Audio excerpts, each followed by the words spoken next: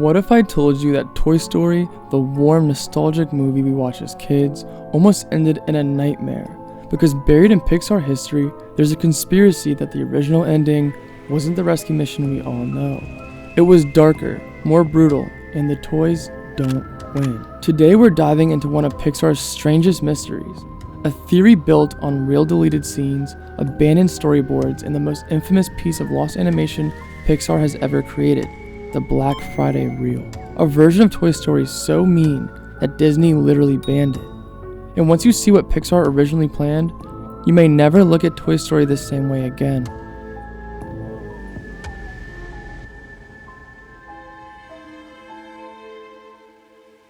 Before Toy Story became the wholesome classic, Pixar wasn't a powerhouse studio.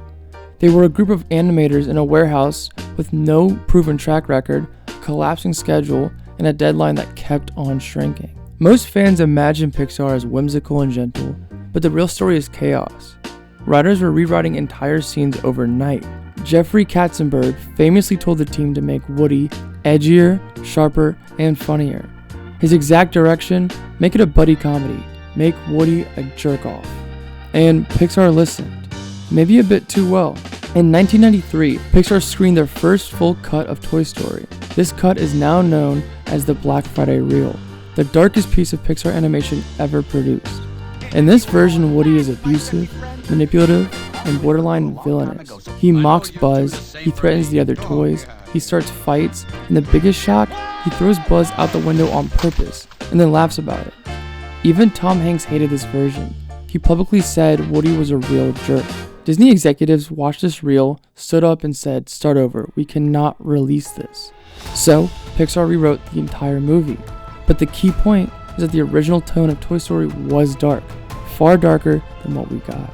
This is where the conspiracy starts to take shape. Pixar animators have admitted that Sid was originally written as much more sadistic. He wasn't just destructive, he was methodical, calculated, and disturbed.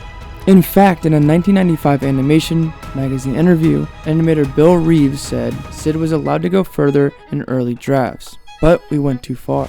Some deleted storyboard sequences that have leaked online show Woody nearly getting dismembered, Buzz nearly being sawed in half, and Sid burning and ripping apart toys in extended scenes. One internal production note, known among Pixar fans as the Franken Toys memo, describes Sid's creations as grotesque combinations, heads ripped, limbs torn, bodies rearranged, and more shocking than funny.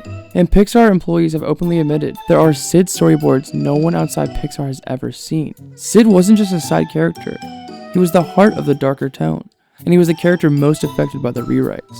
Most fans don't know this, but the entire third act, the chase, the rescue, and the truck sequence, was not final.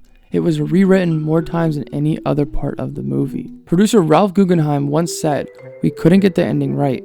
We rewrote and reboarded it constantly." Some early story notes published in a Pixar exhibit suggest that originally the toys didn't scare Sid.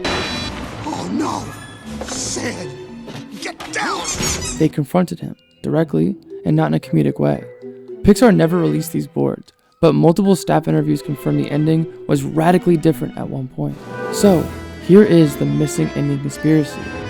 The original, darker cut, Sid didn't get scared off at all. He actually won.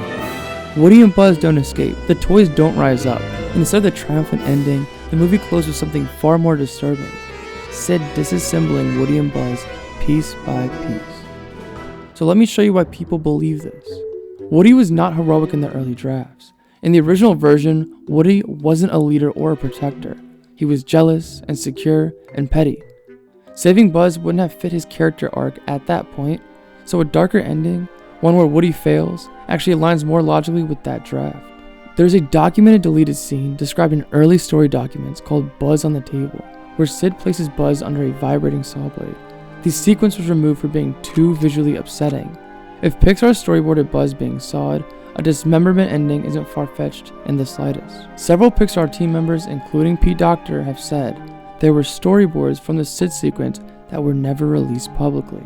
If the storyboards were harmless, they'd be public, but they're not, and that alone suggests the darker content. Multiple interviews confirm the third act was overhauled. One version reportedly ended abruptly without a chase scene. Another had the toys confronting Sid in a much darker way. A dismemberment ending could have easily appeared in one of those abandoned drafts before Disney had stepped in. We see Sid torture toys, and he disappears from the story permanently. No final closure, no emotional beat, and no follow-up. It feels like something was removed, something big, something that once belonged in that empty space. So is this confirmed? It is not, but Pixar has never officially admitted this ending existed. But the evidence is undeniable. Sid's scenes were cut for being too intense, the Franken Toys memo, a Buzz dismemberment scene, multiple early endings existed, a stack of Sid's storyboards that no one can see, and the Black Friday reel proves Pixar aimed for something much more sinister. Whether the dismemberment ending was fully scripted or simply a direction the team explored, it reveals a side of Pixar that we rarely talk about. A studio experimenting, a story caught in chaos, and a film that nearly became the darkest animated movie ever made for kids. Comment down below which movie you want me to cover next, and until next time guys, peace out.